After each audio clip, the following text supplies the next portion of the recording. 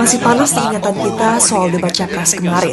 Mumpung jadi pusat perhatian, mari bahas anggaran Kementerian Pertahanan yang emang jumbo. 135T di 2024, hampir 700T, dan yang terbesar dalam 5 tahun terakhir. Melonjak tinggi sejak era Presiden Jokowi. Jadi, sudah sewajarnya kita minta pertanggungjawaban. Menurut data RAPBN 2024 dari Kementerian Keuangan, rata-rata 53% dari anggaran Kemenhan itu dipakai untuk dukungan manajemen. Dan jujur susah banget ya untuk cari breakdown detailnya untuk apa aja. Dan barulah 33% itu dipakai untuk modernisasi alutsista dan sarpras pertahanan. Kemudian ngomongin pesawat bekas. Jujurnya ini agak dilema ya. Kalau lihat data, memang 65% dari alutsista kita itu diproduksi sebelum tahun 2000 atau udah berusia di atas 20 tahun. Jadi iya berumur, perlu diperbaharui, tapi butuh biaya yang besar. Dan uang kita terbatas, tapi butuh. Jadi mungkin terpaksa belinya yang bekas. Belum lagi soal alat baru yang masa tunggu dan delivery-nya cukup lama, 3-7 tahun. Kita masyarakat mungkin maunya alat yang baru. Tapi apakah Indonesia beneran butuh itu? Yang tentu biayanya lebih besar dan mungkin tidak se-urgent masalah lain bangsa kita. So, menurutku, alutsista bekas itu bisa diterima karena alasan biaya, skala prioritas, dan perkara teknis. Tapi, negara harus bisa menjelaskan anggaran untuk dukungan manajemen yang besar banget ini dipakai untuk apa? Dan dengan anggaran sebesar itu, bagaimana bisa kita masih kecolongan kasus-kasus? Halo Sobat Fakta 5D, ketemu lagi dengan 5D yang terus mengabarkan fakta viral seputar selebritas tanah air yang terus saja bikin berita, dan dengan berita mereka tetap eksis di ranah media. Masih soal debat Capres ketiga kemarin yang perlu diperhitungkan oleh paslon nomor 2 yang mungkin dikatakan sekarang memimpin soal elektabilitas adalah soal generasi muda Gen Z yang merupakan pemilih potensial karena 30%, sekitar 40% pemilih berusia rata-rata muda. Seperti khas anak muda, mereka butuh data, mereka butuh transparansi, yang ini kemarin memang tidak bisa dijelaskan oleh Prabowo Subianto.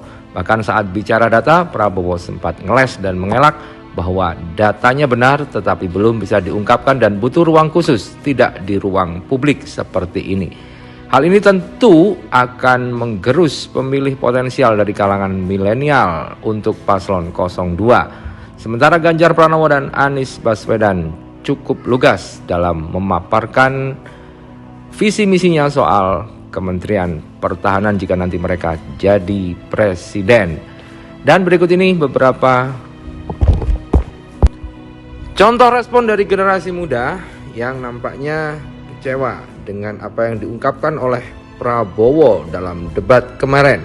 Dan ini berpotensi untuk menggerus suara Prabowo dari generasi milenial atau generasi Z yang memang kritis dan hanya bicara soal data dan juga ingin logika yang logis, bukan baper-baperan. Bisa jadi ini akan mengubah konstelasi elektabilitas Capres ke depan. Ya, mungkin bisa dipertimbangkan oleh kubu dari Prabowo Subianto. Pasti sebagian besar masyarakat Indonesia itu menaruh perhatiannya kepada debat Capres ketiga yang baru aja lewat tadi dengan tema pertahanan, geopolitik, dan relasi internasional. Dan di awal, sejujurnya saya berpikir bahwa Pak Prabowo akan menang istilahnya di dalam kontestasi ini, di dalam perdebatan ini, karena beliau menguasai materi. Tapi ternyata saya salah, karena ternyata pemenangnya secara fairly kita ngomong ya, bahwa pemenangnya itu adalah Pak Ganjar Pranowo.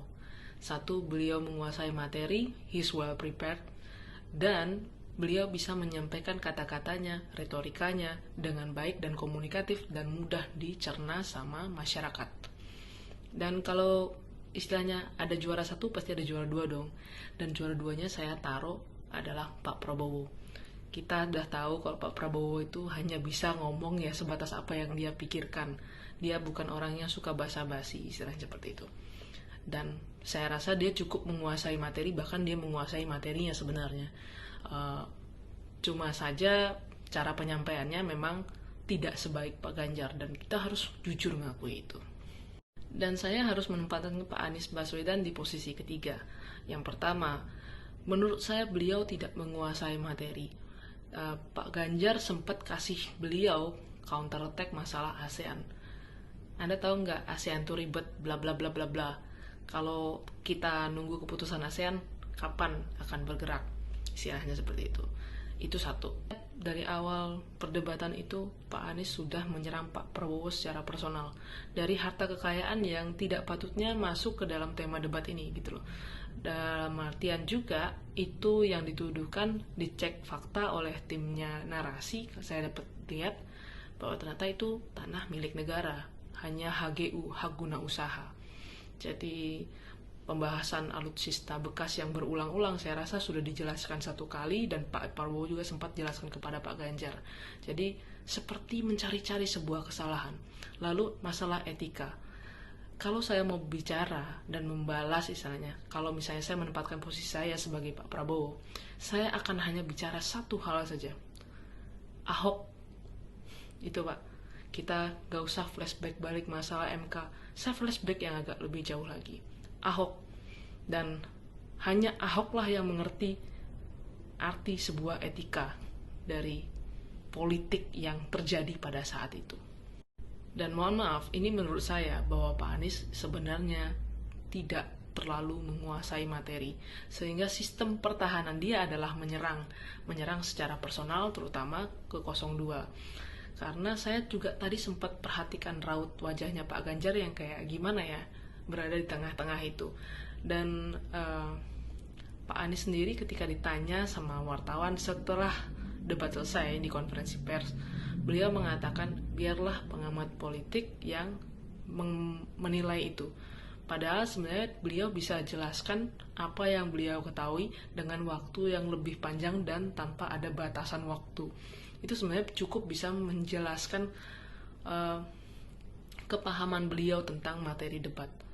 Dan sebenarnya saya juga harus mengucapkan terima kasih karena dengan debat ini saya bisa memutuskan bahwa kedepannya saya tidak akan memilih 01, karena buat saya penyerangan secara personal itu low, dan saya cukup melihat dari situ. Masalah ide gagasan, semua paslon memiliki ide gagasan yang baik, namun personal seseorang itu juga akan menentukan bagaimana kedepannya mereka akan bersikap. Mungkin kalian pada punya opini yang lain, itu terserah, itu silahkan. Yang jelas saya bukan menentukan pilihan saat ini, tapi saya mengeluarkan salah satu pilihan supaya mengerucutkan pilihan saya. Salam all-in untuk Prabowo.